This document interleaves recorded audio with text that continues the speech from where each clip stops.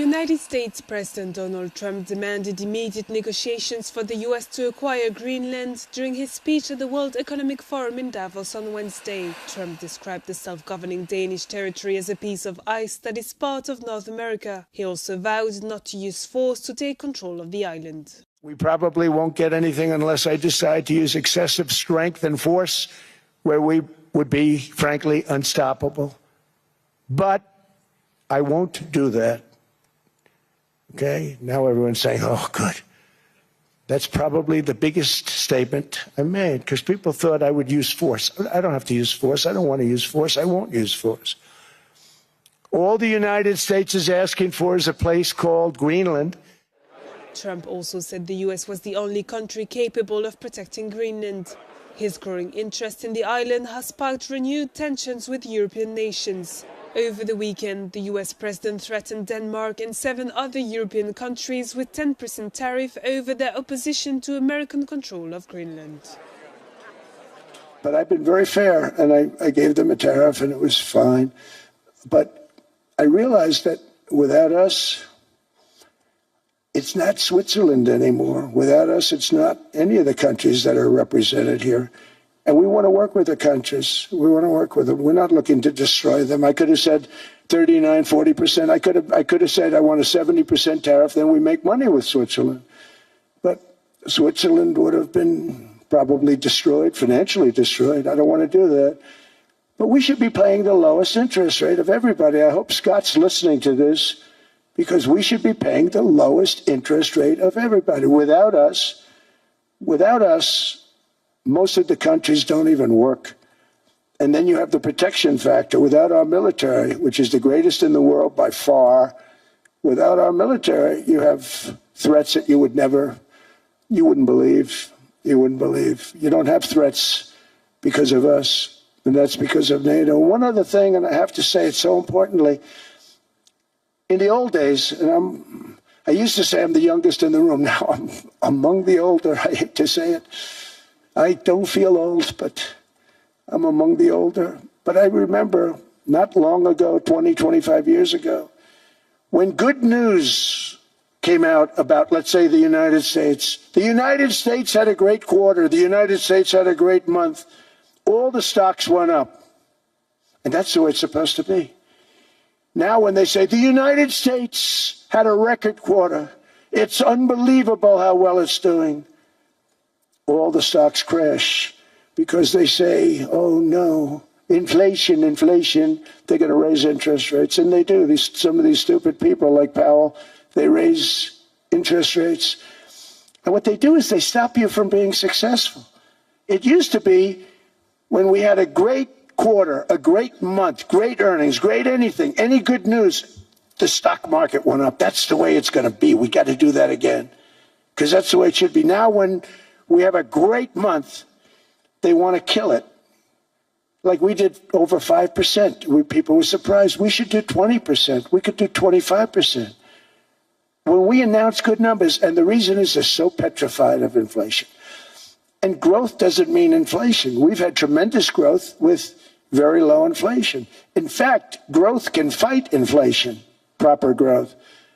So we want to get back to the days when we announce great numbers because we're going to be announcing phenomenal. You know, all these factories that are being built at record, thousands of businesses are being built right now. Remember, $18 trillion is invested. I think the second number is 3, and that was China many years ago. Investments in the country from outside. 18 trillion, nobody's ever seen. And that's money coming in and building things, factories. Thousands of businesses are being built, thousands. Hundreds of big factories, car plants are moving back to the United States. They're coming in from Canada, they're coming in from Mexico, from Japan. Japan's coming in and building plants here in order to avoid tariffs. They're coming in from China, they're coming in from all over the world. We have more plants being built now, car plants, than we've ever had built, even in the heyday from the 1940s and 50s. And they're bigger. They don't use renovations anymore where they take an old plant, they rip it down, they build a brand new plant, super modern plant. But it's happening at levels that nobody's ever seen. In 2024, the U.S. built less than 2 million new homes. but Biden admitted more than 8 million new migrants. And those days are over. In 2025, for the first time in 50 years, the United States had reverse migration. Boy, that was nice. And these were criminals that were being taken out of our country because they allowed people to come into our country from jails, from gangs, drug dealers, murderers. 11,888 murderers. We've gotten most of them out. And then ICE gets beat up by stupid people from leadership in Minnesota. We actually are helping Minnesota so much, but they don't appreciate it. Most places do. You know, Washington, D.C. is the safest place now in the United States. It was a very dangerous place to walk, and now you can walk with your wife, your kids, right through the middle of the city. Right now, Washington, D.C. is as safe as it gets. It was one of the most unsafe, I had to admit. We sent in the military, the National Guard.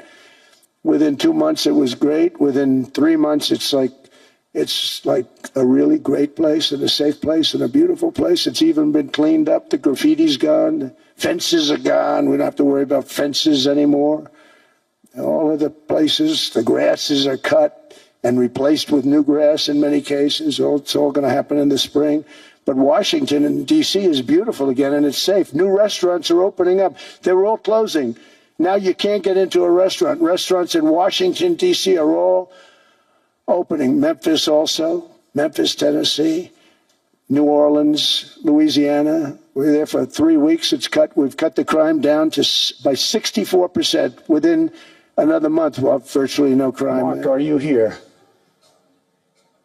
Yes, he's here. Hello, Mark.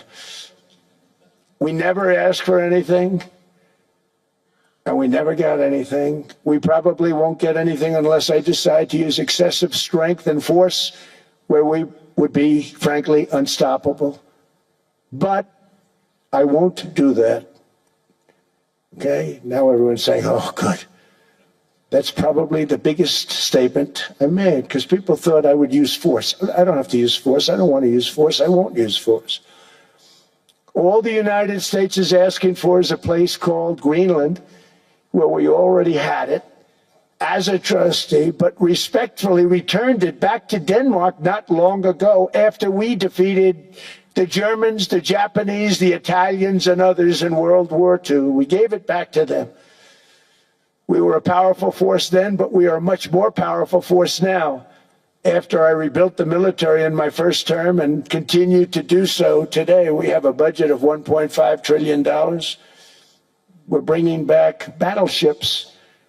The battleship is 100 times more powerful than the great battleships you saw in World War II, those great, big, gorgeous ships, the Missouri, the Iowa, the Alabama.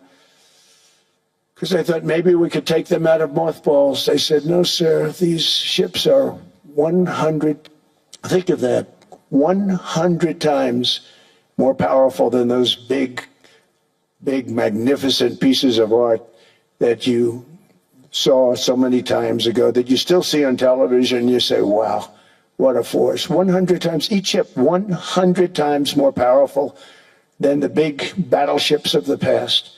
So that was the end of the mothball story. So what we have gotten out of NATO is nothing except to protect Europe from the Soviet Union and now Russia. I mean, we've helped them for so many years. We've never gotten anything, except we pay for NATO. And we paid for many years until I came along. We paid for, in my opinion, 100% of NATO because they weren't paying their bills. And all we're asking for is to get Greenland, including right title and ownership, because you need the ownership to defend it. You can't defend it on a lease. Number one, legally it's not defensible that way, totally. And number two, psychologically, who the hell wants to defend a license agreement or a lease, which is a large piece of ice in the middle of the ocean where if there is a war, much of the action will take place on that piece of ice. Think of it. Those missiles would be flying right over the center of that piece of ice. All we want from Denmark for national and international security and to keep our very energetic and dangerous potential enemies at bay is this land on which we're going to build the greatest golden dome ever built. We're building a golden dome that's going to, just by its very nature, going to be defending Canada. Canada gets a lot of freebies from us, by the way. They should be grateful also, but they're not. I watched your Prime Minister yesterday. He wasn't so grateful. But they should be grateful to us. Canada lives because of the United States. Remember that, Mark, the next time you make your statements. What we did for Israel was amazing, but that's nothing compared to what we have planned for the United States, Canada, and the rest of the world. We are going to build a dome like no other. We did it for Israel. And by the way, I told Bibi, stop taking credit for the dome. That's our technology. That's our stuff. But they had a lot of courage, and they were good fighters, and they did a good job, and we wiped out the Iran nuclear threat like nobody can believe. Nobody's ever seen anything like it. That, Venezuela, taking down Soleimani, wiping out al-Baghdadi when he tried to reinstitute ISIS. We did a lot.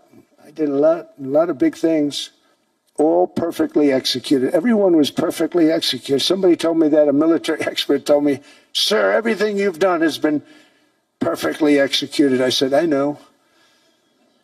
So other presidents have spent, whether foolishly or not, trillions and trillions of dollars on NATO and gotten absolutely nothing in return. We've never asked for anything. It's always a one-way street. Now they want us to help them with Ukraine. And let me say, we're going to. I'm really helping, not even them. I want to see, last week, if you saw, it was 10,000 soldiers, but last month it was 31,000 soldiers died. 31,000.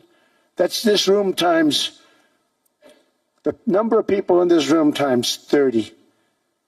Thank you. Let me be direct. We are in the midst of a rupture, not a transition.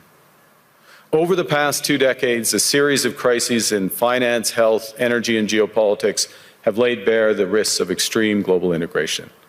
But more recently, great powers have begun using economic integration as weapons. Tariffs as leverage, financial infrastructure as coercion, supply chains as vulnerabilities to be exploited.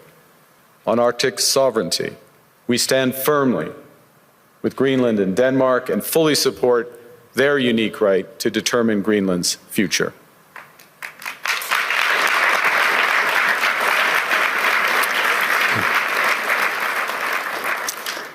Our commitment to NATO's Article 5 is unwavering. So we're working with our NATO allies, including the Nordic-Baltic Gate, to further secure the alliance's northern and western flanks, including through Canada's unprecedented investments in over-the-horizon radar, in submarines, in aircraft, and boots on the ground, boots on the ice. Canada strongly opposes tariffs over Greenland and calls for focused talks to achieve our shared objectives of security and prosperity in the Arctic. New domestic oil and gas leases fell by 95%. Think of that. And they wonder, why was gasoline going up so fast? The gasoline actually topped $5 a gallon, and some places $7 a gallon, and more than 100 major power plants were violently shut down by incompetent people that had no idea what the hell they were doing. Under my leadership, U.S. natural gas production is at an all-time high by far. U.S. oil production is up by 730,000 barrels a day, and last week we picked up 50 million barrels from Venezuela alone. Venezuela has been an amazing place for so many years, but then they went bad with their policies. 20 years ago it was a great country, and now it's got problems, but we're helping them. And those 50 million barrels, we're going to be splitting up with them, and they'll be making more money.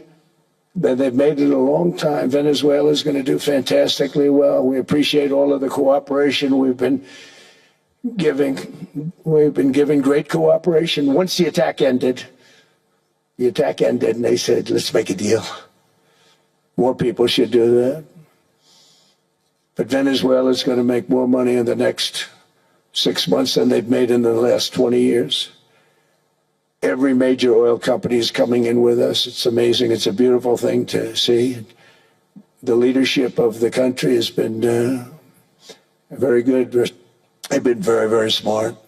The price of gasoline is now below $2.50 a gallon in many states, $2.30 a gallon in most states. Then we'll soon be averaging less than $2 a gallon. In many places, it's already down even lower, $1.95 a gallon. Numerous states are at $1.99, numbers that nobody has heard for years. Actually, since my last administration, we got it down to around those numbers. I've signed an order directing and approval of many new nuclear reactors. We're going heavy into nuclear. I was not a big fan because I didn't like the risk, the danger, but they have the progress they've made with nuclear is unbelievable, and the safety progress they've made is incredible. We're very much into the world of nuclear energy, and we can have it now at good prices and very, very safe. And we're leading the world in AI by a lot.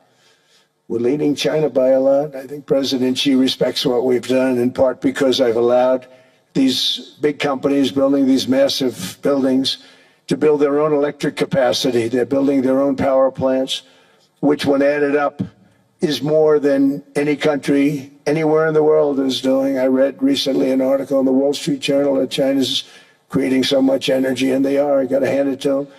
But we're creating as much or more, and we're letting them do that. I'm very proud of it. It was my idea. I said, you can't create this much energy. We needed more than double the energy currently in the country just to take care of the AI plants. And I said, we can't do that. We have an old grid system. And I came up with the idea, you know, you people are brilliant. You have a lot of money. Let's see what you can do. You can build your own electric generating plants. And they looked at me. They didn't believe me. All of the names that are, I think, in the room right now, if you want to know the truth, they didn't believe it. And I said, no, you can't. They came back 2 weeks and they didn't have the plant. They said, we thought you were kidding. I said, no, not only am I not kidding, you're going to have your approvals within 2 weeks. I always say nuclear will take 3 weeks. But most aren't going that. They're going oil and gas. They're even going coal in some cases. Because of my landslide election victory, the United States avoided the catastrophic energy collapse which befell every European nation that pursued the Green New Scam, perhaps the greatest hoax in history. The Green New Scam, windmills all over the place, destroy your land, destroy your land. Every time that goes around, you lose $1,000.